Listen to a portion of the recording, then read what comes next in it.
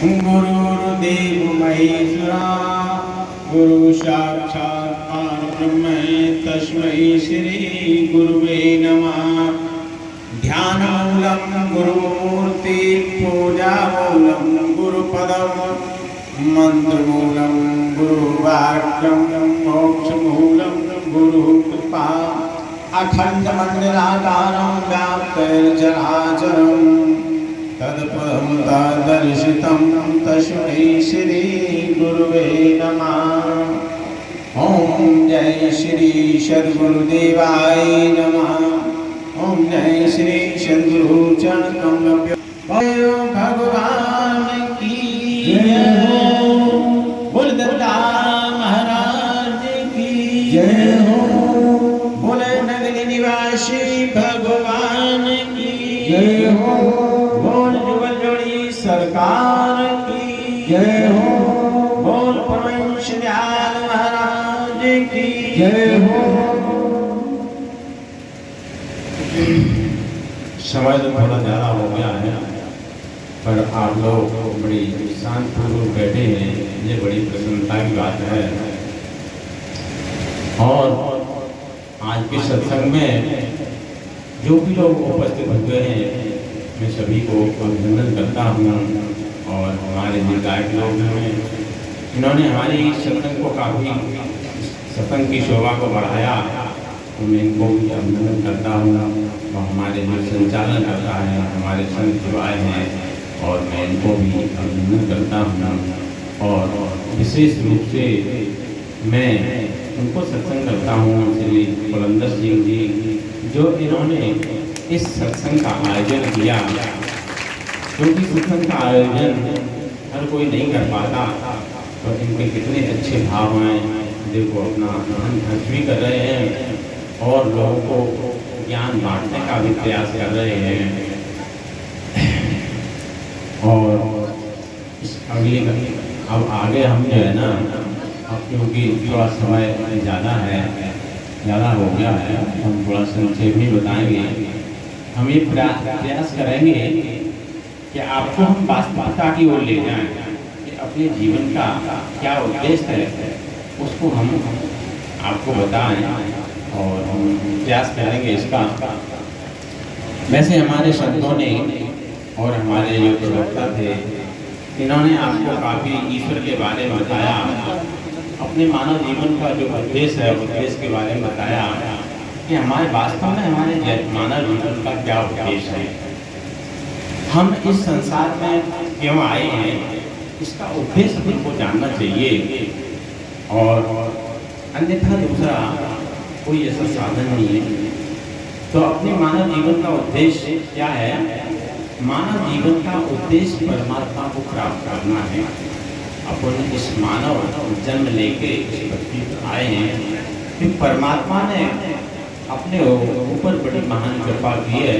जैसे हमारे संतजन पीछे बोल रहे थे कि बड़े भाग मानस्तन पावा सुर दुर्लभ सब गावा। तो कहने में बड़ा सच लगता है, और हर कोई जानता है इस बात को कि कोई लिखा है कि बड़े भाग मानस्तन पावा, लेकिन इसका आपको अर्थ जान करके अपने को इसका प्रैक्टिकल की ओर चलना चाहिए। तो बड़े भाग से वास्तव में ये सही बात है कि अपने को ये मानव जीवन बड़े भाग से मिला है। सुर दुर्लभ, सुर दुर्लभ, सुर माने देवता। इस शरीर देवताओं के लिए दुर्लभ है, वो देवताओं के लिए ये शरीर दुर्लभ है।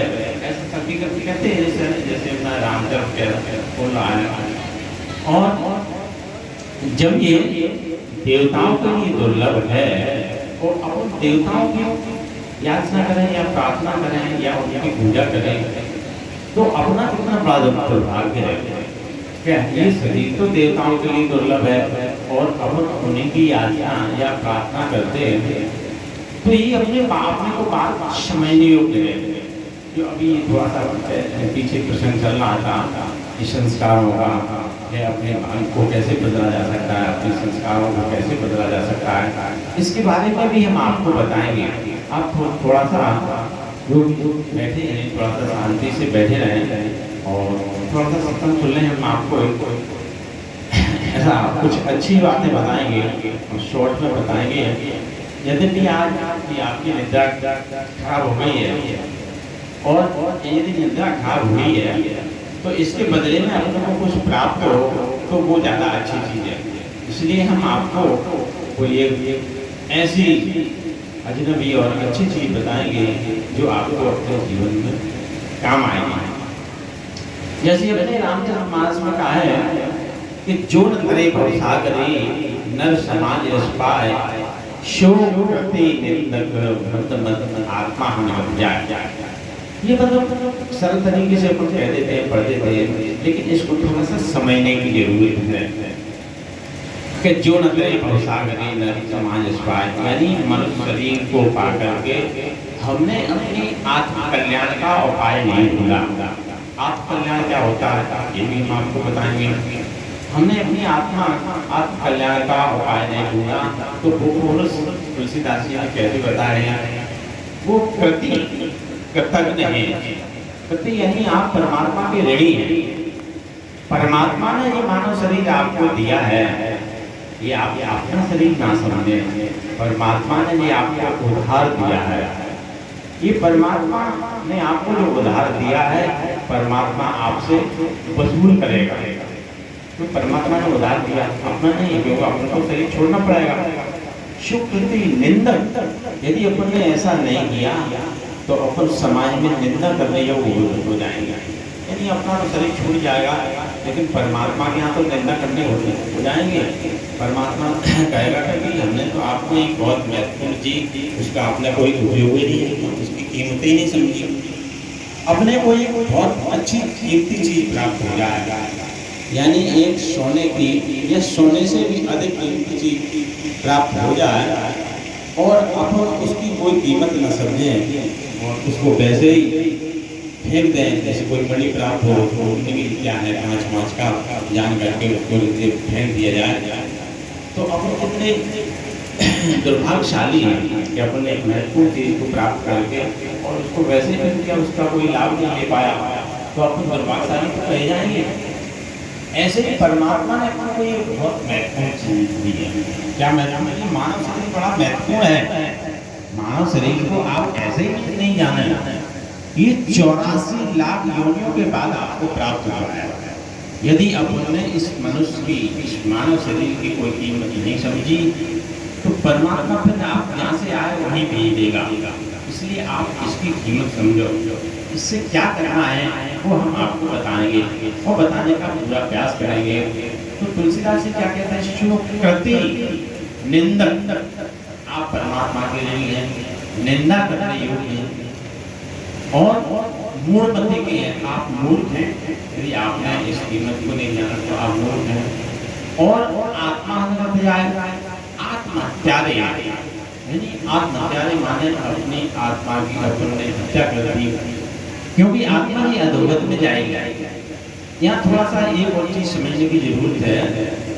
देखो अपने अंदर एक आत्मा है, अपने अंदर दो है, एक अल्पज्ञ और सर्वज्ञ।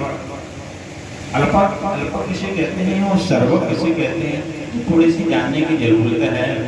अल्पज्ञ कहते हैं अपने मन बुद्धि चित्त अहंकार का, और सर्वज्ञ कहते हैं आत्मा को। अच्छा, बहुत से लोग अभी कुछ चर्चा कर रहे थे और बहुत से लोग अज्ञानतावश कह भी देते हैं, अरे भाई मेरे अंदर तो ईश्वर बैठा है और ईश्वर नहीं बैठा अपना 24 घंटे में, ईश्वर कभी ना कभी प्राप्त हो जाता, दर्शन हो जाते हैं। ऐसा नहीं, इस बात को भी समझना पड़ेगा अपने लोगों को।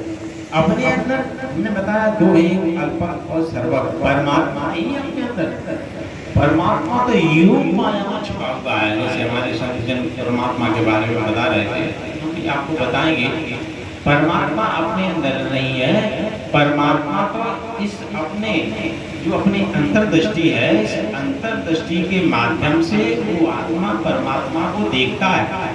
परमात्मा का साक्षात्कार होता है कि परमात्मा क्या है, ये भी हम आपको बताएंगे, बताने का प्रयास करेंगे। देखो परमात्मा एक है और एक ही उसका रास्ता है। परमात्मा अनेक नहीं है, एक परमात्मा है और एक ही उसका रास्ता है। जैसे तुलसीदास ने कहा है कि व्यापक एक ब्रह्म अविनाशी, शत चेतन घन आनंद राशि। परमात्मा एक है, एक ही रास्ता है। वो कैसा है? व्यापक है, व्यापक एक ब्रह्म ब्रह्म है, अविनाशी। अविनाशी माने जिसका कभी नाश नहीं होता है। ये भी हमें समझने की जरूरत है। यानी अविनाशी परमात्मा कौन है? अविनाशी है परमात्मा। परमात्मा का कभी नाश नहीं होता है। हमारा आपका शरीर, अपन ने जिस मानव ने भी इस पृथ्वी पर जन्म लिया है, उसका अंत होता है, उसका शरीर छोड़ना पड़ता है। लेकिन परमात्मा भी जन्म नहीं लेता। परमात्मा का ना कोई शरीर है। जब वो जन्म नहीं लेता तो शरीर भी क्या को छोड़ेगा? उस परमात्मा को हमको जानना है। उसी परमात्मा को जानने के लिए ये अपन को ये मानव देह प्राप्त हुई है। तो वो परमात्मा को जानना है। और वो परमात्मा को अपन कैसे जानेंगे? उसका एक ही रास्ता है, और एक रास्ता कोई आज का नहीं है। या अपन समझे कि अभी अपन ने बना लिया हो, जैसे हमारे जी बोल रहे थे आपको कि हमारे शिव पुराण में ये सब लिखा है। तो वास्तव में ये सब लिखा है, लेकिन बशर्ते आपको यदि कोई बताए नहीं तो आप उस पर नहीं पहुंच सकते, आप उसको कैच नहीं कर सकते, यानी उसको नहीं पकड़ सकते, उसमें नहीं समझ पाओगे जब तक कोई बताने वाला ना हो तब तक। तो उसमें तो लिखा है। तो हमारे कहने का मतलब ये है कि परमात्मा कोई अभी का नहीं है। अपने परमात्मा तो खैर बहुत पुराना है, सदियों माने असंख्य सदियों पहले परमात्मा था, अकेला था, और उसने ये मानव की रचना करी। तो हमारे कहने का मतलब कि जो अपने पास जो परमात्मा का रास्ता है वो आज का नहीं है, वो कल के आज का है। सबसे पहले जैसे अपन स्मरण करते हैं, हमारे सभी विद्वान लोगों ने और समझों ने सभी ने स्मरण किया, हमने भी उन्हीं का स्मरण किया। सबसे पहले कि गुरु ब्रह्मा गुरु विष्णु गुरुदेव महेश्वरा गुरु साक्षात परब्रह्म तस्मै श्री गुरुवे नमः। इस बात को भी अपन को समझना चाहिए कि हमने क्यों स्मरण किया, और सभी लोग करते हैं। ये इसलिए करते हैं, ये भी समझने की जरूरत है, क्योंकि सबसे पहले इन्होंने ज्ञान का प्रचार प्रसार किया था। सबसे पहले यानी इसके पहले तो जो सृष्टि की रचना हुई थी वो तो परमात्मा ने जो बनाए थे, 18 को परमात्मा ने अपने खून से बनाए थे। लेकिन सबसे पहले ज्ञान का प्रचार प्रसार इन्हीं के द्वारा हुआ था, और वो आज तक चला आ रहा है। कोई जैसे अपन सतयुग में ब्रह्मा विष्णु महेश थे, त्रेता में राम वशिष्ठ विश्वामित्र शतानन, ये त्रेता में थे कौन? परमात्मा को जनाने वाले, ये परमात्मा को जनाने वाले थे। अब इसमें भी एक बात की जरूरत है समझने की, देखो परमात्मा अलग होता है और गुरु अलग होता है। ये गुरुजन थे ब्रह्मा विष्णु महेश, राम विष्णु गुरुजन नहीं थे, राम वशिष्ठ विश्वामित्र ये गुरुजन थे, उन्होंने ये परमात्मा का बोध कराया। हम गुरु अलग है, परमात्मा अलग है। गुरु ही परमात्मा को जनाता है। अभी हमारे यहाँ विद्वान लोग गुरु की प्रशंसा कर रहे थे, कि हमारे गायक लोग गुरु की प्रशंसा कर रहे थे। गुरु की महिमा है, गुरु की महिमा अपार है। ये बात बिल्कुल सही है, इसमें सही नहीं है, बल्कि 101% अपन इसको सही मानना चाहिए।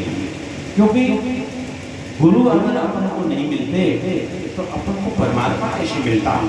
बगैर गुरु के परमात्मा को नहीं मिलाया जा सकता। गुरु ने ही परमात्मा को ढूंढा है।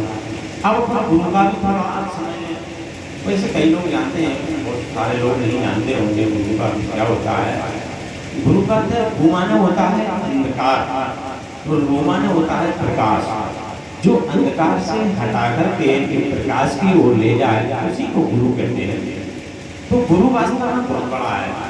गुरु की जो हमारे जितना लोग पढ़ रहे थे, गुरु की महिमा है हमें कहीं न सकत श्रुत शेष। कितनी गुरु की महिमा है? अमित माने अपार, जिसका कोई पार ही नहीं है।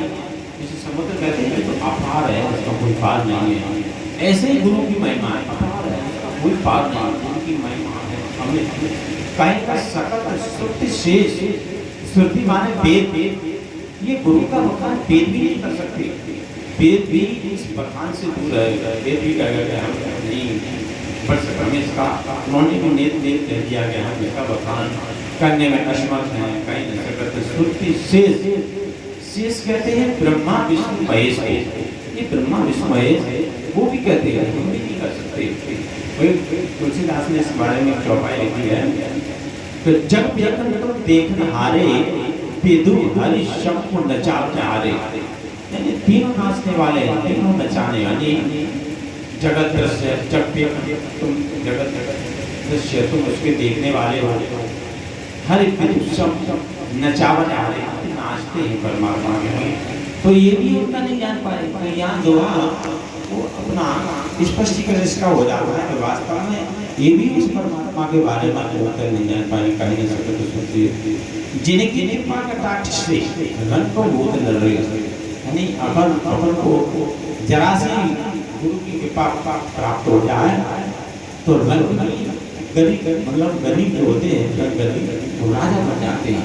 ये भी हम आपको बताएंगे कि गुरु की कृपा से कैसे राजा बन जाते हैं, कैसे संस्कार बदल जाते हैं। तो ये गुरुओं के बारे में थोड़ा सा हम बता दें। त्रेता में राम वशिष्ठ विश्वामित्र संतान थे, द्वापर में कृष्ण शक्ति के पाराशर व्यास जी। जिस सतगुरु थे, अपन केवल सतगुरु यानी शब्द तक सीमित रहे तो अपने लक्ष्य को पूर्ण नहीं कर सकते। तुलसीदास जी कहते हैं कि सगुण उपासना मोक्ष में लेंगे, सगुण को केवल सगुण तक सीमित रहे तो अपने मोक्ष को प्राप्त नहीं कर सकते। इसके बाद अपना ये कलयुग आता है। कलयुग में कई महापुरुष भी ये गुरुजन हुए, जैसे गौड़ाचार्य, गोविंदाचार्य, शंकराचार्य ने अपने 4 शिष्यों को बनाया, टोटकाचार्य, पद्माचार्य, स्वरूपाचार्य, अद्वैताचार्य। इन्होंने 10 नामी सन्यासी बनाए, वन अरण्य तीर्थ आश्रम गिरिपुरी भारती सरस्वती पर्वत सागर। ये गुरुजनों के ही नाम है, ये अन्य किसी के नाम नहीं। गुरु को कहते हैं जब मतलब पर्वत सागर, पर्वत कोई पहाड़ को समझ लेंगे पर्वत पहाड़ नहीं, ये गुरुजनों के नाम है। सागर भी गुरुजनों के नाम, ये गुरुजनों के नाम है। तो उसके बाद पुरी ने अपने 4 लोगों को बनाया। उन्होंने आनंदपुरी, तोतापुरी, तुलसीपुरी, सीतापुरी, ये 4 को बनाया। और फिर आनंदपुरी ने अद्वैतानंदपुरी को बनाया, और अद्वैतानंदपुरी ने जो है ना स्वामी स्वरूपानंद महाराज को बनाया, और स्वरूपानंद महाराज ने अभेदानंद जी को बनाया, और अभेदानंद जी ने गुरु महाराज श्री विद्या महाराज को बना करके दत्ता महाराज भी शरीर छोड़ गए। ऐसे ही शरीर से ये परंपरा चली आ रही है, और दत्ता महाराज मुझे बना करके अपना शरीर पूरा कर गए। तो इस तरह से मतलब ये गुरु की परंपरा हम आपको बता रहे हैं। इस शरीर से लेकर के अभी तक ये गुरुजन थे, गुरुजन शरीर धारण करते हैं, शरीर छोड़ते हैं। परमात्मा कभी शरीर धारण नहीं करता, और न जब शरीर धारण नहीं करेगा तो परमात्मा शरीर काय को छोड़ेगा। तो परमात्मा को प्राप्त करने के लिए एक ही मार्ग है, वो हमारे संत जी बता रहे थे आपको, 4 जातियों का मार्ग। 4 जातियों के मार्ग से अपन परमात्मा को जान सकते हैं, अन्यथा दूसरा कोई साधन है नहीं। वो साधन यदि आप जान लेंगे तो परमात्मा को प्राप्त कर जाएंगे। जैसे अभी संस्कारों की बात चल रही थी, जैसे हमारे धौरी जी ने चौपाई बनाई थी, मंत्र महामन विषय व्याल के मेटक पट पंख वाल के। हम आप लोग थोड़ा सा ध्यान देना कि ये तुलसीदास ने जो चौपाई लिखी है कि वास्तव में सही है या गलत है, इस पर हमें विचार करने की जरूरत है। उन्होंने कहा कि मंत्र महामन विषय व्याल के में ये जो है ना विषय, इस सांसारिक विषय रूपी एक सांप है। तुलसीदास ने क्या बताया, सांसारिक विषय रूपी सांप, जो सांप है इसका जहर कैसे उतारा, इसे सांप का जहर कैसे उतारा जाएगा।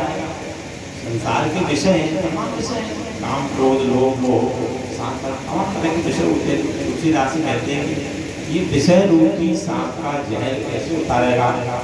उन्होंने की मंत्र महामण, इस मंत्र से हम उस सांप का जहर उतार सकते हैं। कोई सांप का जहर, जैसे कहीं सांप को कोई काट ले तो सांप का जहर कैसे उतरेगा, मणि से उतरेगा। यदि सांप की मणि हो तो वो मणि के द्वारा सांप का जहर उतर सकता है। ठीक इसी प्रकार अपने को अपन भी सांसारिक विषय में है, तो ये सांसारिक विषय का जहर कैसे उतरेगा, इस महामन से उतरेगा। उस महामन को अपन को समझना पड़ेगा। मंत्र महामनुष्य व्याल की मेट है। तो उनने कितना बड़ा दावा किया है तुलसीदास जी ने कि जानने की बोल शब्देव भगवान की जय। बड़ा लाइन का आप लोग बड़ा ध्यान रखें। तो ये जो है ना कैसे उतरेगा? मंत्र महामनुष्य मेट कठिन, मतलब कितना बड़ा दावा कर दिया है कि आपके कठिन से कठिन संकट इस महामंत्र से काटे जा सकते हैं। अब महामंत्र को तो समझना पड़ेगा कि महामंत्र क्या है। अभी महामंत्र को किसी को समझ लें भाई, एक कोई मतलब गायिका का कोई विदुषी थी, अपने थोड़ी सी चर्चा चल रही थी से तो राम राम तक मानती तो काफी राम ने बहस की, मैंने कि भैया राम ईश्वर नहीं है, ये ईश्वर को जनाने वाले थे। और ये मतलब राम कृष्ण ब्रह्मा विष्णु ये ठीक मान लें, ठीक है अपन राम को समझ लेंगे। तो भाई राम ईश्वर होते तो भाई कृष्ण की क्या जरूरत थी, कृष्ण ईश्वर होते तो आगे पीछे की क्या जरूरत थी, या शंकर जी ईश्वर होते तो राम की क्या जरूरत थी। तो मतलब कहते हैं ये तत्कालीन समय की शत्रुता थी। ये ईश्वर नहीं, ईश्वर अलग है, ईश्वर का कोई रूप होता नहीं है। ईश्वर तो एक शब्द है, शब्द ब्रह्म प्रभु ज्योति एको ब्रह्म द्वितीय नास्ति। ईश्वर के बारे में भी हम आपको बताएंगे। तो परमात्मा तो एक शब्द है। तो अपने ये चौपाई थोड़ा सा पूरी हो जाए कि मंत्र महामनुष्य व्याल के मेट कठिन पाल के, यानी तुलसीदास ने इतना बड़ा दावा कर दिया है कि आपके कठिन से कठिन संकटों को इस महामंत्र से मेटा जा सकता है। अब वो महामंत्र क्या है? महामंत्र को अपन को समझना पड़ेगा कि महामंत्र इस मनवाणी में नहीं है। परमात्मा का नाम इस यदि मनवाणी में होता, इस वाणी में होता तो हम कह देते भैया तो चलो ये ईश्वर का नाम है, इसको जाप करो। परमात्मा का नाम तो परावाणी में है। जैसे हमारे विद्वान लोग उस चौपाई को पढ़ रहे थे कि नाम रूप कोई ईश उपाधि अकथ अनान सुशामे शादी। यानी परमात्मा की दो उपाधियां हैं, एक नाम रूपी से रूप रूपी ईश्वर। जो रूप रूपी ईश्वर होता है वो नाम रूपी ईश्वर को बताता है। वो जो नाम रूपी ईश्वर है, जो परमात्मा का नाम है, वो अकथ है। अपन लगभग सभी लोग पढ़े लिखे हैं, मतलब जो बुजुर्ग कुछ लोग नहीं पढ़े हैं बात अलग है, लेकिन 90% लोग पढ़े लिखे हैं। अकथ का अर्थ होता है जिसको अपन कथन ना कर सकें, जिसको अपन कह न सकें, उसको अपन अकथ कहते हैं। अकथ अनादि, अनादि कहते हैं ये परमात्मा कोई आज का नाम थोड़ी है, तो आदिकाल से चला रहा है। अकथ अनादि सुशामे शादी, ये साधना करने से वो नाम समझ में आ जाता है। तो ये परमात्मा का नाम है। इस परमात्मा के नाम को समझना पड़ेगा। तुलसीदास ने और आगे थोड़ा सा कहा है कि को बड़े छोड़ के अपराधु सुख भेद समझियो साधु। तो उन्होंने कहा कि भाई ये नाम बड़ा है, तो बड़ा है, बड़ा है। तुमने कि मैं नहीं कहूँगा, मुझे अपराध लगेगा। तो तुलसीदास ने नहीं बताया कि ये नाम बड़ा है, मतलब यानी कहने का मतलब सीधी सी बात है कि गुरु बड़ा है कि ईश्वर बड़ा है। तुलसीदास ने नहीं बताया, मैंने कि मुझे अपराध लगेगा। लेकिन यहाँ तो डंके की चोट पे सभी लोग कह रहे हैं। यहाँ अभी आप लोगों ने सुना होगा, हमारे विद्वान लोग कहेगा 3 लोगों ने खंड में मुझसे बड़ा न कोई, और कर्ता करे न कर सके, गुरु करे कोई, यानी कर्ता भी नहीं कर सकता। तो गुरु वास्तव में बड़ा होता है। परमात्मा से गुरु बड़ा इसलिए है क्योंकि परमात्मा गुरु नहीं तो हमें परमात्मा को बजना है ना। यदि हमें गुरु नहीं मिलते तो हमें परमात्मा भी नहीं मिलते, इसलिए गुरु बड़ा हो रहा है। तो ये अब आपको चौपाई बता रहे थे। इस चौपाई का हम आपको एक उदाहरण की ओर ले जाएंगे कि जैसे अपने इस महामंत्र से कैसे संकट काटे जा सकते हैं, कैसे अपने उम्र बढ़ाई जा सकती है। जैसे अपने गुरु महाराज जी बताया करते थे। आप लोग थोड़ा सा ध्यान देना, हम आपको बिल्कुल पॉइंट यानी सटीक थोड़े शब्दों में ही बता रहे हैं। हमारे गुरु महाराज जी कहा करते थे कि हमारी उम्र मात्र 35 वर्ष है और 35 वर्ष पर उन्होंने पार करके 80 वर्ष में उन्होंने अपना शरीर को छोड़ा था। क्योंकि किसके बस में छोड़ा था? आत्मा के, इस नाम के बल पे, आत्मा के बल पे। अब जैसे हमारे भदौरे जी बोल रहे थे यदि अपने जो संस्कारों में लिखा है, बहुत से लोग कहते हैं कि हमारे तो ये कर्म में लिखा है वही होगा, जिस दिन जो होगा वही होगा। तो हमारे ज्ञान का क्या अर्थ है? हमारे ज्ञान गुरु का क्या आता है, यदि अपने अपने संस्कार न बदले कोई मतलब नहीं। संस्कार को बदला जा सकता है, अपने संस्कार को मेटा जा सकता है, अपनी उम्र को बढ़ाया जा सकता है। भाई तो हमने आपको सटीक बता दिया। अब आपको भी उदाहरण देते हैं छोटा सा, इससे आपको और समझ में आएगा कि हम अपने ज्ञान से अपने संस्कारों को बदलते बदल गारंटी से बदल देते हैं। आपने मार्कंडेय का नाम सुना होगा। मार्कंडेय एक ऋषि थे और वो पत्नी इतने निराश थे कि उनको कोई संतान नहीं थी, बुरी तरह निराश थे। और उनकी जो पत्नी थी, पत्नी काफी अधिक दुखी थी और वो इतनी अधिक दुखी थी, कहती थी कि कभी हमारा ये निपुत्री पर मिट जाए, ये कन्या ही पैदा हो जाए, पुत्र पैदा हो तो कन्या हो जाए, जिससे हमारा निपुत्री पर मिट जाता तो हम कम से कम समाज में हम सुबह जब जाते हैं तो महिलाएं मुझे देखती हैं तो देख करके साइड से मुँह कर लेते हैं, अरे ये कहाँ से पाँच का मुँह देख लिया, आज सुबह से अनिष्ट हमारा होगा। ऐसे मतलब पत्नी बड़ी बड़ी दुखी थी। ऐसे समाज में किसी की निरादर हो, वो असम्मानित हो कितना बुरा लगता है। तो ऐसे उनकी पत्नी काफ़ी दुखी थी। तो उन्होंने विचार किया तो क्या किया जाए, तो अपने गुरु के पास गए, वो मार्कंडेय ऋषि और उनकी पत्नी। तो गुरु ने कहा कि भाई हम आपको ज्ञान देते हैं और इस ज्ञान का आप भजन करो तो परमात्मा शायद आप कोई कर ले। तो उन्होंने चार मुक्ति का ही ज्ञान दिया। मार्कंडेय ऋषि कुछ चार मुक्ति हैं जो हमारे संतजन बता रहे थे। शायो मुक्ति, शामी मुक्ति, सारो मुक्ति, शालू मुक्ति, ये चार प्रकार की मुक्तियां हैं। इन चार प्रकार की मुक्तियों से ही परमात्मा को जान सकते हैं, दूसरा कोई भी साधन नहीं है। इसका हम थोड़ा सा डिटेलिंग बताएंगे चार मुक्तियों का, थोड़ा सा समय रहे। तो ये चार मुक्तियों से ही परमात्मा को जाना जाता है, दूसरा कोई भी साधन नहीं है। संसार में कोई भी साधन नहीं है, चाहे आप यहाँ चले जाओ, पूरे विश्व में आप कहीं चले जाना, इस चार मुक्तियों से बढ़ के आपको उनका ज्ञान नहीं मिलेगा। हम इनके बारे में थोड़ा सा और बता देते हैं चार मुक्तियों के बारे में। अपने विश्व में जितने भी पैगंबर हुए थे, हम पूरे विश्व की बात कर रहे हैं, पहले यहाँ की बात नहीं करें। विश्व में जितने भी पैगंबर हुए हैं सभी ने यही चार मुक्ति दी है। जैसे सबसे पहले अपने ब्रह्मा विष्णु महेश, उन्होंने ये चार मुक्ति के नाम लिए। शायो मुक्ति, शामी मुक्ति, सारो मुक्ति, शालो मुक्ति, ब्रह्मा विष्णु महेश नाम लिए। आप एक अपने कबीर साहब भी हैं पैगंबर। कबीर साहब, बहुत से लोग कबीर पंथी को जानते होंगे, कबीर साहब भी पैगंबर हुए, उन्होंने भी यही चार मुक्ति दी है। लेकिन नामों का उन्होंने परिवर्तन कर दिया है। वो उन्होंने नाम अलग रख दिए हैं। उन्होंने कह दिया कि भाई हम तो ये आपको पसंद नहीं है, हम तो अपना अलग नाम रखेंगे। उन्होंने क्या, खींचरी, भूचरी, चाचरी, अगोचरी, तो उन्होंने अलग नाम रख दिया। लेकिन मतलब एक ही है, मतलब तो अलग हो ही नहीं सकता। अब इसके बाद आपने सुने होंगे महावीर स्वामी, जिसको जैन पर बोलते हैं, जो लगभग 2500 वर्ष पहले, 2500 वर्ष से कुछ ज्यादा हो गया, उसके पहले अपने जो सिद्धार्थ थे उन्होंने अपने जैन पर चलाया था, उनके गुरु थे। लेकिन ईश्वर कोई अलग थोड़ी है, मानव एक है, परमात्मा एक है और ईश्वर एक, उसका रास्ता भी है।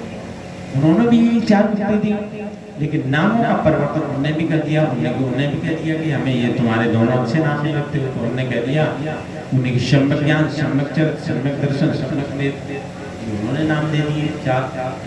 अब अपने गुरु और हुए इस्लाम पंथ के गुरु, ये चार भाई थे, यदु, गुरु, गुरु, तुरु, इस तरह से ये चार नाम थे।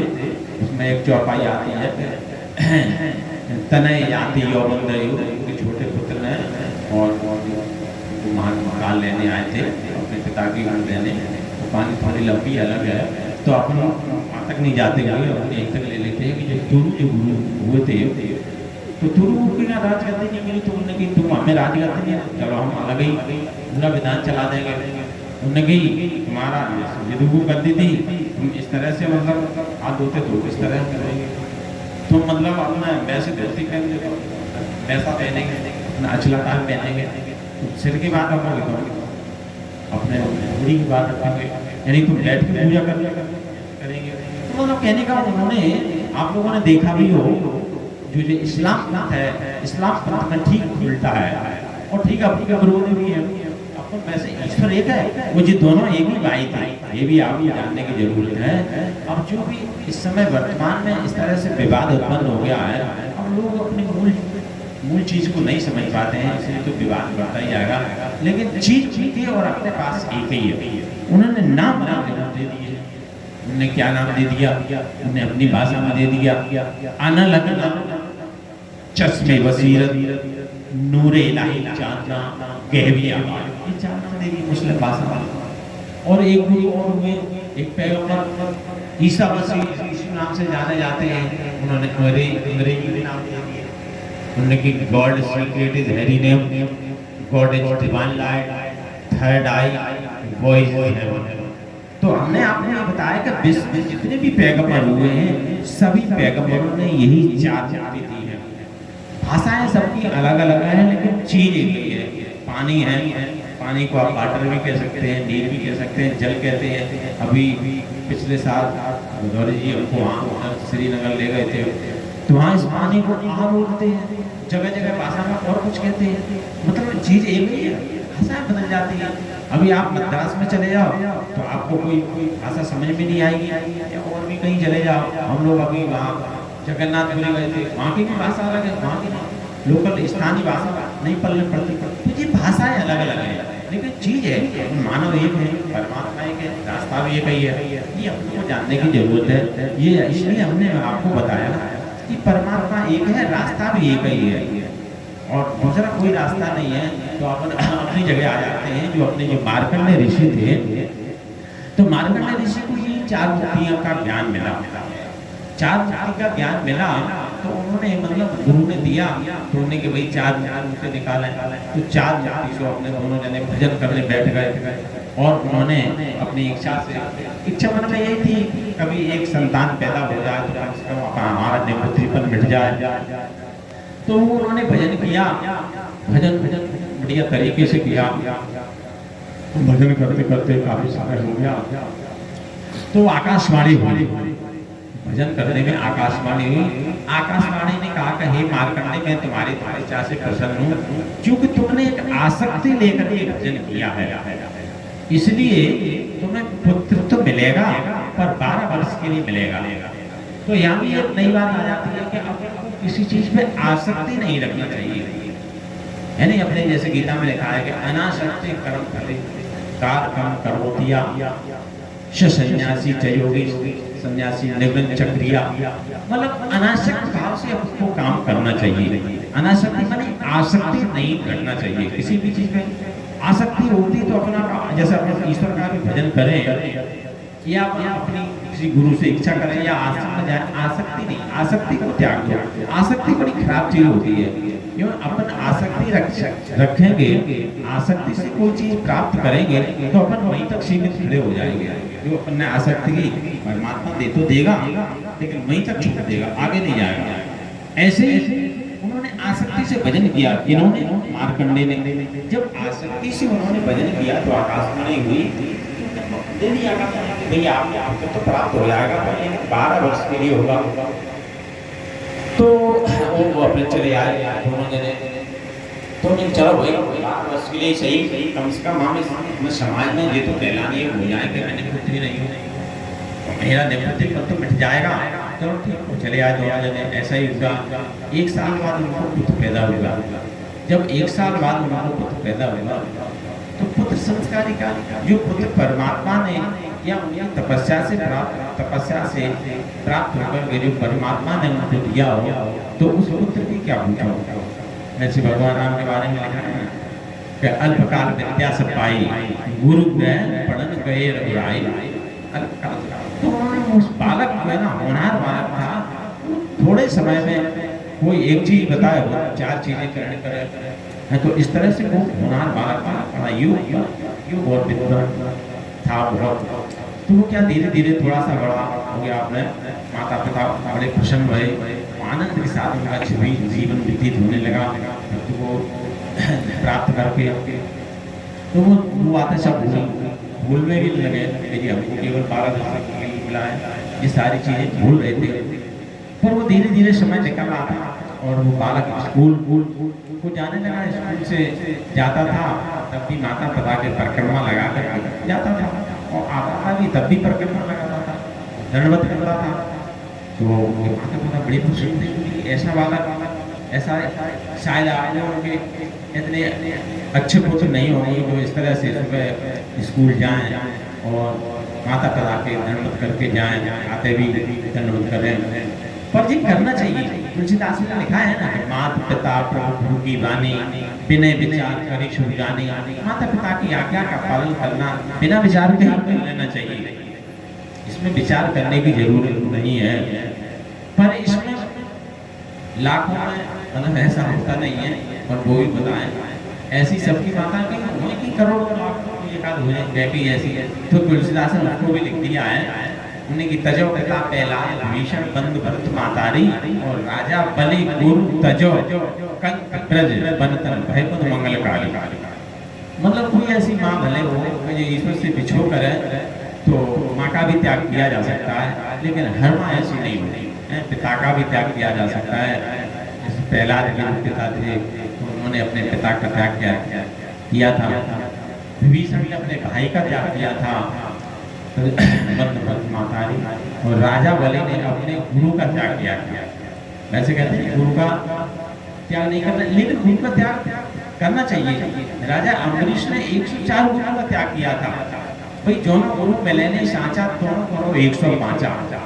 जब तक अपने को सत्य गुरु नहीं मिल जाए तो त्याग कर देना चाहिए। तुलसीदास ने भी कहा है कि हरे सत्य शोकना हरे तेगु घोर नरक में बने। अरे गुरु का भी तो त्याग किया जा सकता है। तो ऐसे ही राजा बलि ने क्यों त्याग किया था? क्योंकि उनके गुरु भौतिक को बताने लगे थे, दिव्य देवता पूजा करवाने लगे, त्याग कर दिया। कंत ब्रज परिखन मतलब ये द्वापर में जो है ना भगवान कृष्ण की जो सखियां थी, उन्होंने जो है ना अपने पतियों का त्याग कर दिया था कृष्ण को। कि नहीं हम तो कृष्ण की हुई पूजा करेंगे, उन्होंने विरोध किया, उनका भी त्याग कर दिया, लेकिन कृष्ण को हम नहीं छोड़ेंगे। तो इस तरह से मतलब ये तो रियल बहुत कम, ऐसा नहीं होता। तो अपने को अपना कहने का मतलब अपने माता पिता की आज्ञा का पालन करना चाहिए। ठीक उसी प्रकार जो है ना बालक अपने ऐसे ही उनका समय बीतता रहा मार करने का, और चलता रहा कार का, और धीरे धीरे समय निकलता रहा। धीरे धीरे समय निकलने के बाद 11 वर्ष व्यतीत हो गए। जब 11 वर्ष व्यतीत हो गए तो उनको अचानक ध्यान आया कि उनको मार करने को। अरे उन्होंने कहा कि बालक केवल 12 वर्ष के लिए मिला है और 11 वर्ष तो व्यतीत हो गए, अब केवल एक वर्ष बचा है। हम 1 वर्ष बालक चला जाएगा और हम जैसे के तैसे ही रह जाएंगे, बालक के बिना बालक के रह जाएंगे। तो वो क्या है, शाम का समय था, बालक का स्कूल से लौटने का समय था। तो उसी पर माता पिता बुरी तरह से रोने लगे, कहने लगे कि अब हम क्या करें, तो 1 साल बाद हम ऐसे ही बिना बालक के हो जाएंगे। काफ़ी चिंता में हो गए, रोने लगे। तो तब तक क्या वो रो रहे थे, तब तक बालक का आना होगा। बालक ने देख लिया तो भाई आज मेरे माता पिता रो रहे हैं, हम तो रोजाना इनको बड़े प्रसन्न मुद्रा में छोड़ के जाते थे और प्रसन्न रहते थे, बड़े खुशी थे, आज ये क्यों रो रहे हैं? हमने कहा, हमने पूछा, इनकी बालक का नाम मार्कंडी था, पिता का नाम मार्कंडी था। तो मार्कंडी ने पूछा, ये पिता आप बताओ, माँ से भी पूछा, ये माँ मुझे बताओ कि आपके रोने का क्या कारण है, आप आज इतने क्यों दुखी हैं? तो उन्होंने कहा नहीं बालक कोई ऐसी बात नहीं है। उन्होंने जैसे अपने आंचल से करके जो है ना, हमने कहा नहीं ऐसी कोई बात नहीं है, और आप भोजन करो। तो उन्होंने कहा नहीं भोजन तो कैसे करेंगे, आप अपने जब तक दुख का कारण नहीं बताएंगे तब तक हम भोजन थोड़ी करेंगे। तो उन्होंने कहा, जब बालक ने काफ़ी जिद की कि आप यदि अपना कारण नहीं बताएंगे तो हम भी भोजन नहीं करते, आज के बाद हमारा भी भोजन त्याग। तब उन्होंने बताया कि वो असली कारण उन्होंने पूरा इतिहास बता दिया। उन्होंने कहा कि भाई आप हम लोग निसंतान थे और अपने गुरु ने ज्ञान दिया और हमने जो भजन किया वो हमारी तपस्या से आप उन्हें केवल 12 वर्ष के लिए मिले हो, और इसके लिए 11 वर्ष व्यतीत हो गए हैं। अब मात्र 1 साल बचा है, और 1 साल बाद आप चले जाओगे और वैसे विमुख हो जाएंगे आपसे, और हमारा जीवन वैसे ही निराश हो जाएगा। तो फिर उन्होंने कहा कि भाई आपके गुरु ने जो आपको ज्ञान दिया है तो हमको भी तो ले चलो उनके पास, हमने चलो ज्ञान प्राप्त करेंगे। तो जो है ना बालक को ले गए मार्कंडेय, उस बालक को अपने गुरु के पास ले गए। तो गुरु ने 4 जातियों का यही ज्ञान दिया उस बालक को। तो वो बालक तो होनहार था, तो बालक ने वो 4 जाति का, जैसे अभी हमारे गुरु जी ने बताया था कि अपने शुक्रान में लिखा है, ये बात सही है, शुक्रान में लिखा है कि मृत्यु पे विजय पाने का इसके अलावा दूसरा कोई भी साधन नहीं है। शायद मुक्ति में मुताबिक है, मौत से भी बचा जा सकता है। तो वो जो है ना बालक ने जो 4 जाति, ये अपने 4 जाति का ज्ञान प्राप्त किया और भजन किया। भजन उसने किया तो 6 महीने भजन कर पाया। 6 महीने में आकाशवाणी हुई। तो आकाशवाणी क्या हुई? आकाशवाणी उनको सुनता है कि हे मार्कंडी, मैं तुम्हारी तपस्या से प्रसन्न हूँ और मैं आपको वरदान भी देता हूँ कि आपकी आयु संपूर्ण हो, और संपूर्ण होने के साथ साथ में पर आपको उसमें शब्द लगा दें, आपको संपूर्ण आयु तब मिलेगी, लेकिन मेरा भगवान की जय। आप लोग थोड़ा सा शांति से बैठ जाओ और थोड़ा सा मनन करें, विचार करें जो भी हम कह रहे हैं उस पर। तो ये है जो है ना, अपन मार्कंडी की चर्चा कर रहे थे। मार्कंडी को जो आज आकाशवाणी होनी कि मैं तुम्हारी तपस्या से प्रसन्न हूँ और तुम्हारी आयु संपूर्ण हो, और लेकिन शर्त उन्होंने लगा दी, आकाशवाणी में शर्त लगा दी, लेकिन मेरा दीपक तुम्हें ये जलाना पड़ेगा। तो मार्कंडी मतलब आए। तो इस हम आपको ये बताना चाह रहे हैं कि जो मार्कंडी ने 6 महीने तपस्या की, ये 4 जाति, ये भी कह रहे थे कि तुम महामन विषय बैठते हैं तुमको कौन बाल के। तो इस 4 जातियों से उनकी केवल 12 वर्ष, मार्कंडी की उम्र कितनी थी? 12 वर्ष। 12 वर्ष में अपन ने ऐसा उन्होंने भजन किया जो उन्हें संपूर्ण आयु मिली। तो संपूर्ण आयु में पूरी आयु, जितने भी मनुष्य की आयु होती है उन्हें पूरी आयु प्राप्त हो गई। कैसे? इस भजन के माध्यम से, इन 4 जातियों के माध्यम से।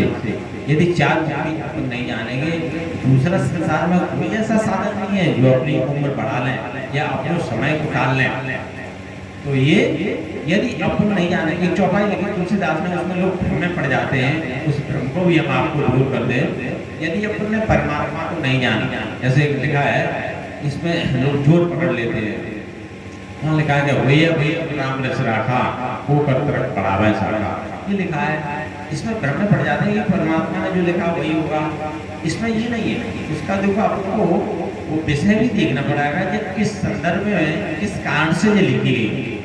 उस समय क्या, इसलिए वो वहाँ लिखा है कि शंकर जी ने सती को बहुत समझाया, काफी समझाया कि तुम भाई वहाँ मत जाओ। उन्होंने कहा कि हमारे पिता के यहाँ बहुत बड़ा यह पूरा है और हमको वहाँ जाना है। तो शंकर जी ने अनुमति नहीं दी, उन्होंने कि वहाँ गए कल्याण न हुई, वहाँ तुम्हारा कोई कल्याण नहीं है, तुम्हें नुकसान ही नुकसान है, तुम मत जाओ। उन्होंने नहीं, सभी लोग, सभी देवता लोग जा रहे हैं, हमारे सभी परिवार के लोग, हमारी और भी बहनें सब आएंगी, हमें आप अनुमति दे दो। तो उन्होंने कहा भाई तुम्हारी इच्छा चली ना। तब उन्होंने कहा है भैया उस समय बड़े उसमें कहा है, लेकिन ऐसा नहीं है। अपन अपने संस्कारों को मिटा सकते हैं, अपने संस्कारों को बदल सकते हैं, अपन परमात्मा से कुछ और ले सकते हैं यदि अपन इस भजन के माध्यम से। हम एक छोटा सा और उदाहरण ले लेते हैं, शॉर्ट में बता देंगे आपको। जैसे अपनी ये 4 जाति हैं, 4 जाति एक साधन ऐसा है, 4 जाति के बारे में हमारे संतों ने थोड़ा सा डिटेल बता दिया।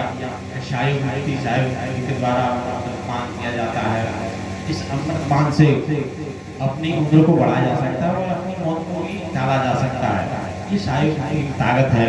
शामी मुक्ति के द्वारा बताया गया परमात्मा का नाम, सारी मुक्ति के द्वारा परमात्मा का साक्षात्कार होता है।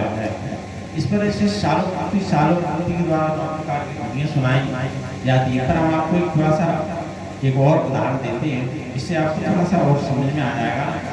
जैसे भगवान राम थे, भगवान राम का अंत समय जब भगवान राम ने लंका से विजय प्राप्त करके और पूरे जो राज का चला रहे थे और राज का चलाने पर सब कुछ चला बढ़िया चल रहा था, काफी समय व्यतीत हो गया था। और आपने राम के बारे में सुना होगा, कहते हैं कि देवी भौतिक तापा राम राज का नहीं व्यापा। राम के राज में है ना किसी प्रकार का कोई ताप नहीं व्याप्त होता था, यानी तीनों दैहिक दैविक भौतिक यानी तीन प्रकार के जो क्लेश होते हैं, तो राजा कोई धार्मिक या अच्छा हो धार्मिक, तो इस तरह से मतलब ये तीनों ताप व्याप्त नहीं है। तुलसीदास ने और भी लिखा है कि माने काल दे जल रामचंद्र के राज विधुमय मयूख ने रब तब जितने का बार बार बात क्यों कैसे हो जाता है। बोल शब्देव भगवान की जय। तो वो राम का राज था कैसा कि माने मारा दे जल, यानी मनुष्य जिस समय पानी मांगता था, जिस समय जिसकी जरूरत पड़ती थी, प्रकृति उस समय देती थी। आज ही प्रकृति अपन से भिन्न हो गई है। आज प्रकृति अपन से क्यों विपरीत हो गई है? प्रवृत्ति के अनुसार ही प्रवृत्ति चली। अपनी मानव की जैसी प्रवृत्ति है, प्रवृत्ति के अनुसार ही प्रकृति भी पलट गई है। ये अपने को विचार करने की जरूरत है। अपने को भी अपनी प्रवृत्ति बदलना है। यदि आज अपन अपनी प्रवृत्ति बदलने, तो आज सतयुग ऐसी समय आ जाएगा, बशर्ते प्रवृत्ति बदलने की जरूरत है। तो हम आपको कुछ छोटे से उदाहरण के ले जाएंगे, क्योंकि समय थोड़ा सा ज़्यादा हो रहा है। तो भगवान राम अपना राजकाज संभाल रहे थे, तो उस समय अपने अंदर शयन कर रहे थे। लक्ष्मण जी को उन्होंने कहा कि आप बाहर जो है ना अपने पैरे में सतर्क खड़े हो जाओ, बिल्कुल कोई अंदर ना आए। तो लक्ष्मण जी बाहर पैरे खड़े हुए थे। जी हम आपको इसलिए बताना चाह रहे हैं कि अपने संस्कारों को कैसे बदला जाता है, अपनी उम्र को कैसे बढ़ाया जा सकता है, अपनी उम्र को हम बढ़ा लेंगे। तो ये इसलिए थोड़ा सा आपको समझ में आ जाएगा। तो ये जब उस समय लक्ष्मण जी को बाहर खड़ा कर दिया भगवान राम ने, और वो अंदर शयन कर रहे थे, तो उस समय बाहर अर्धरात्रि का समय था, यानी आधी रात्रि एक महाकाल उपस्थित हुए। महाकाल उपस्थित हुए, लक्ष्मण से बोले कहो लक्ष्मण राम कहाँ है? महाकाल ने कहा। तो लक्ष्मण जी विचार करते हैं कि आज तक किसी ने राम ऐसे नहीं कहा। राम को सम्मानी संबोधन किया, भगवान राम कहा, श्री राम कहा। जी ऐसी शक्ति आ गई है, कह रही कहो लक्ष्मण राम कहाँ है? बड़ी तेजोमय शक्ति और एक विशालकाय रूप, तेजोमय शक्ति चमकती हुई। तो लक्ष्मण जी वैसे ही देख के घबरा गए। तो उनने लक्ष्मण जी ने कहा कि प्रभु वो अभी शयन कर रहे हैं, अभी अनुमति नहीं है। तो उन्होंने कहा आप खबर कर दो, उनसे कहो महाकाल आए हुए हैं।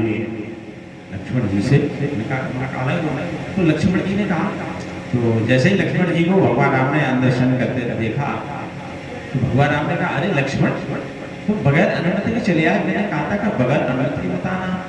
तो उन्होंने कहा बाहर एक तेजोमयी शक्ति खड़ी है जो अपने को महाकाल कह रही है, राम से मिलना है, जल्दी मिलाओ। तो उन्होंने जैसे ही महाकाल शब्द सुना, तो राम ने कहा तो जल्दी ले आओ। राम ने भी कहा कह रही। तो अब लक्ष्मण जी और भी शंका में पड़ जाते हैं कि भाई नम के लिए जल्दी बुलाओ। तो लक्ष्मण जी बाहर आते हैं। तो लक्ष्मण जी ने कहा कि चलो भाई अंदर आपका बुलावा आया। तो लक्ष्मण जी महाकाल को ले गए। तो महाकाल बोले भगवान राम से कि हम एक आपको गुप्त संदेशा लाए हैं। परमात्मा ने एक संदेशा आपके लिए भेजा है, आपके लिए आपको देने आए। अब यहाँ एक विचार करने की जरूरत है। यहाँ आपको एक चीज समझने की जरूरत है। परमात्मा, महाकाल, राम सब अलग अलग है। अब से राम तक सीमित है ना, भगवान राम। तो राम काल के लिए परमात्मा ने महाकाल को लिया। महाकाल अलग हो गया, परमात्मा अलग हो गया। परमात्मा ने संदेशा भेजा। तो ये समझने की जरूरत है कि परमात्मा अलग है, परमात्मा को जाना जाता है। तो परमात्मा ने एक महाकाल बोले हे राम, एक गुप्त संदेशा है। इस गुप्त संदेशे को हमारे तुम्हारे दोनों के बीच में कोई तीसरा आदमी इसको ना सुन सके, ऐसा एक गुप्त संदेशा है। ऐसा परमात्मा ने हमको ये आदेश दिया है। यदि कहीं किसी कारणवश तीसरे आदमी ने कहीं देख लिया है, सुन लिया, तो फिर वो मृत्यु दंड का भागी होगा, यानी कि उसको मौत की सजा देनी पड़ेगी आपको। तो हम आपको सुनाएं यदि आप कहो। ऐसा महाकाल ने कहा, यदि आप इतनी सुरक्षा रख सकें तो हम आपको सुनाते हैं। तो भगवान राम ने कहा, लक्ष्मण जी को उन्होंने इशारा कर दिया, लक्ष्मण जी आप बाहर जाइए और इतने शक खड़े हो ना कि अंदर कोई भी नहीं आ पाए, चाहे कितना भी कोई क्यों ना हो, अंदर किसी को बताने देना। उन्होंने इतना सख्त आदेश दे दिया। लक्ष्मण जी को बहुत सख्त, और जो भी कोई थे उन्हें सब को बाहर कर दिया। अब केवल अंदर महाकाल और भगवान राम रह गए। तो उन्हें अब आप निशक को सुना सकते हो, अब अंदर कोई नहीं आएगा। लक्ष्मण जी बात करें, अब नहीं कोई आ सकता। तो महाकाल बोले, अरे राम, तुम अपने राजकाज में इतने आनंदित हो गए, तुम्हें यही पता नहीं है कि तुम्हारी आनंद पूरी हो गई है, मैं तुम्हें लेने आया, चलो मेरे साथ। तो भगवान ने कहा कि ठीक परमात्मा का जैसा आदेश होगा अवश्य नहीं है। तो महाकाल बोले, अरे भाई, उन्हें परमात्मा का जो आदेश है कि कुछ समय तक तुम और रहना चाहो तो रह सकते हो, सत्कर्म करते हुए कुछ समय तक रहना चाहो तो और रह सकते हो। अब यहाँ विचार करने की है। तो महाकाल ने जब राम से कहा कि सत्कर्म करते हुए कुछ समय तक और रह सकते हो, तो अपन भी सत्कर्म करते हुए अपनी उम्र बढ़ा सकते हैं, अपन इस ज्ञान प्राप्त करें तभी। सत माने सत्कर्म। सत्य क्या है? शंकर जी कहते हैं कि उमा का अनुभव अपना सत हरि भजन जगत सब सतना, वो सत्कर्म। सत्कर्म क्या करें? सत्कर्म करते हुए कुछ समय तक और रह सकते हो। तो देखिए जैसा आपका आदेश हो। तो ऐसे मतलब महाकाल की और उनकी चर्चा चल रही थी भगवान राम की। तब तक वहाँ क्या होगा, दुर्वासा मुनि आ गए उसी क्षण बाहर, और दुर्वासा मुनि ने यही प्रश्न कर लिया। दुर्वासा मुनि के बारे में आप सब लोग जानते हैं कि ये तो बड़े क्रोधी हैं, गुस्सेल हैं। दुर्वासा मुनि का हमने कहा कि कहो लक्ष्मण राम कहाँ हैं, मुझे जल्दी मिलाओ, बहुत जरूरी काम है और मुझे जल्दी जाना है मिल करके। तो लक्ष्मण जी ने कहा, अरे भगवान, वो अभी किसी से नहीं मिल सकते, वो आवश्यक संलग्न है, अभी उनकी ये अनुमति नहीं है किसी। तो दुर्वासा मुनि ने क्रोध के आकर कहा, तुम मुझे जानते नहीं, मैं दुर्वासा मुनि में अभी तुम्हें श्राप दे दूंगा, तुम्हें नष्ट कर दूंगा, तुम्हारी अयोध्या को नष्ट कर दूंगा, मुझे बहुत जरूरी काम है, तुम मुझे रोक रहे हो, मुझे पहचान नहीं रहे हो। काफी की बातें कही। तो लक्ष्मण जी अब विचार करते हैं, लक्ष्मण जी विचार करने लगे, अब क्या करें? ये दुर्वासा मुनि अभी श्राप दे रहे हैं, अयोध्या को नष्ट कर देंगे, ये नष्ट हो जाए, यदि हम नष्ट हो जाए तो कोई दिक्कत नहीं, लेकिन अयोध्या को बचा लें। और भगवान राम ने कहा कि वो कह रहे हैं बगैर मेरी अनुमति के कोई अंदर ना आ पाए। तो उन्होंने विचार कर लिया, चलो भाई एक बार अब क्या होगी, चलो एक बार और देते हैं, दोबारा और एक बार और सुन लेंगे। तो लक्ष्मण जी ने कहा कि चलो चलो। लक्ष्मण जी दुर्वासा मुनि को साथ में ले गए। तो साथ में ले गए, अंदर उनकी बातचीत चल रही थी महाकाल की और भगवान राम का। तो जैसे ही मतलब भगवान राम ने देखा लक्ष्मण जी को, तो लक्ष्मण जी को भारी क्रोधित हो गए। और महाकाल ने जैसे देखा, महाकाल तो तत्काल चले गए वहाँ से, आज जैसे ही देखते हुए, क्योंकि उनकी श्रद्धा ही थी कि तीसरा आदमी देख न सके, तो वो हाल गायब हो गए। तो भगवान राम काफी क्रोध थे। उन्होंने कहा, अरे लक्ष्मण, तुमने मेरी बार बार आज्ञा का उल्लंघन किया है। तुमने हमने जो कहा था कि भाई मेरी आज्ञा का उल्लंघन होगा, तुम फिर भी बार बार आज्ञा का उल्लंघन करते जा रहे हो। तो लक्ष्मण जी ने कहा कि हे प्रभु, मैं क्या करता? जी दुर्वासा मुनि आपसे मिलने आए हैं और जी कह रहे हैं कि मैं तुम्हें नष्ट कर दूंगा, तुम्हारी अयोध्या को नष्ट कर दूंगा यदि तुम्हें नहीं मिलाओगे। तो भगवान राम ने क्या कहा?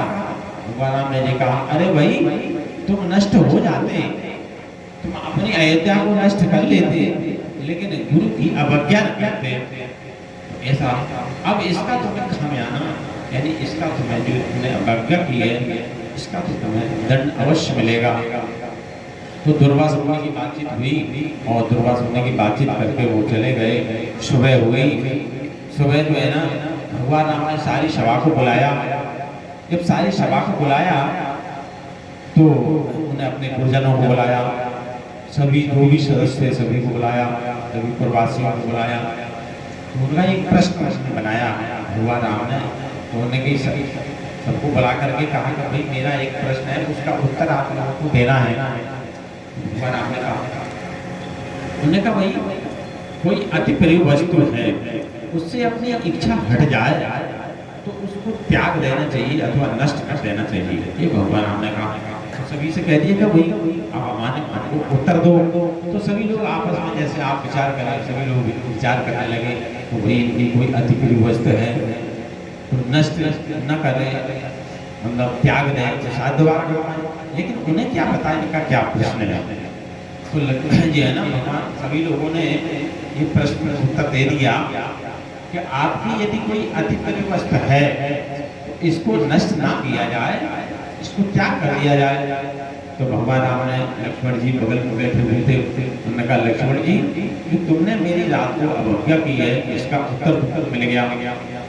आप मेरे अति प्रिय हैं, इसलिए मैं आज से आपका परित्याग करता हूँ। तो भगवान राम ने लक्ष्मण जी का परित्याग कर दिया। अब लक्ष्मण जी विचार करते हैं कि मेरा पूरा जीवन इनकी सेवा में चला गया, तो हम इस जीवन को अब रक्त करेंगे कि क्या।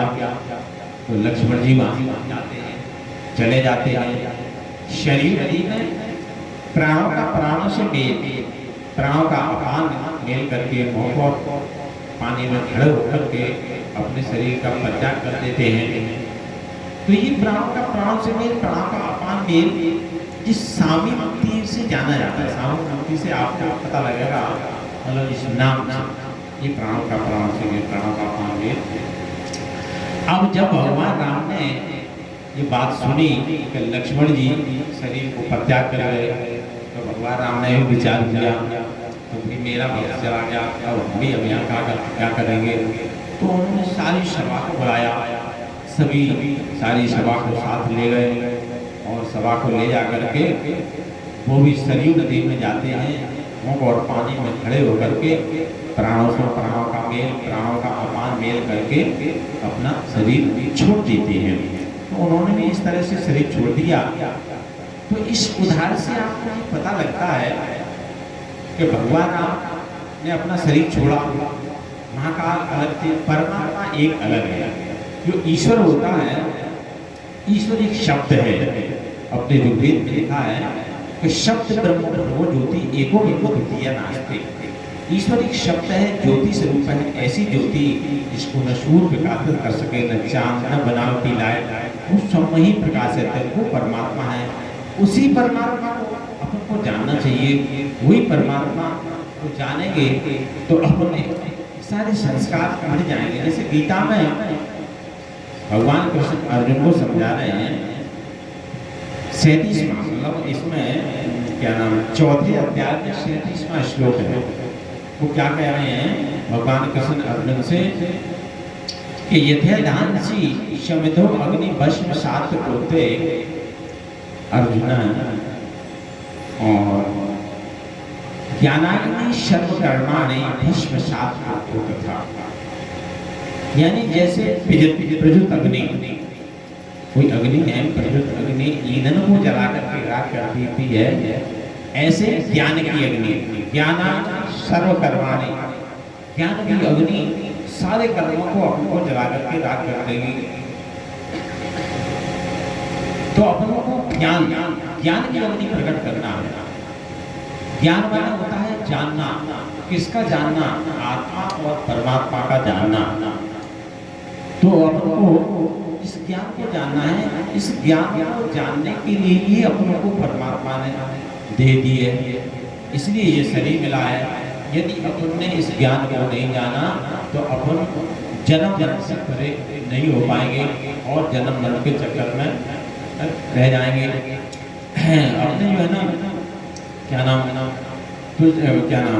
गीता में एक श्लोक और भी आया है, चौथे अध्याय में एक श्लोक है, 45वां श्लोक है, उसमें लिखा है कि योग संयस्त कर्माणम ज्ञान सचिन संशयम आत्मंतम न कर्माणि निबधन्ति धनंजय। इसका मतलब क्या होता है योग संन्यास कर्माणम, जिन्होंने योग के द्वारा सारे कर्मों को हवन कर लिया होगा, योग के द्वारा।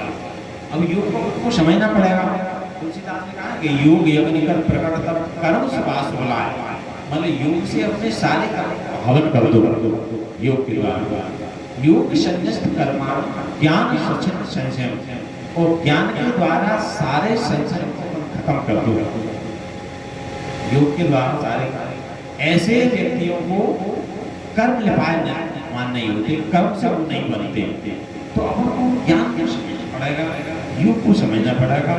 ये कब समझेंगे? जब हम इस चार योग का प्रैक्टिकल करेंगे।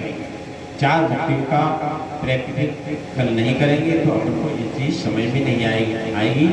परमात्मा एक है, अकेला है, एक ही इसका रास्ता है।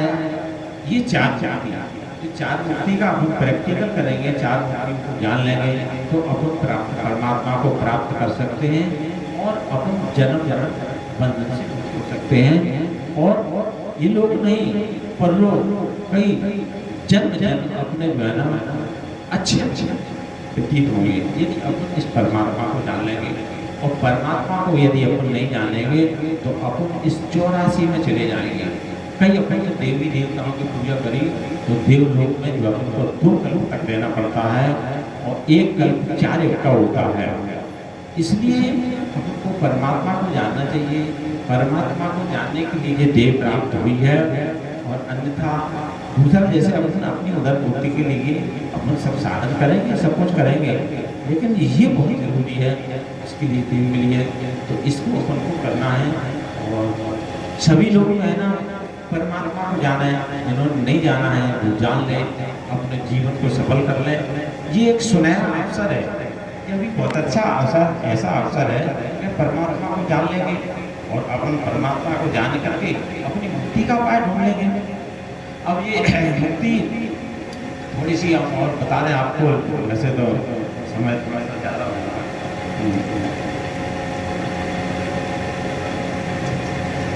हाँ, मुक्ति के बारे में थोड़ा सा बता दें। लोग कहते हैं कि मुक्ति, कई लोग कहते हैं कि मुक्ति यानी संसार से मुक्त हो गए, यानी जन्म मरण से मुक्त हो गए।